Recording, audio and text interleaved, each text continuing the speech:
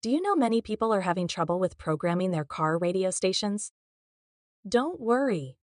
In this video, we'll show you how you do this. Let's start. Step 1. Activate radio.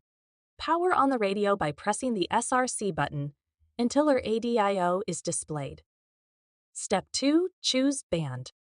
Select the band by pressing B and D repeatedly to choose a mode, IFM, 2, FV, or AM. Step 3. Tune station. Tune to your desired station using the S/T buttons.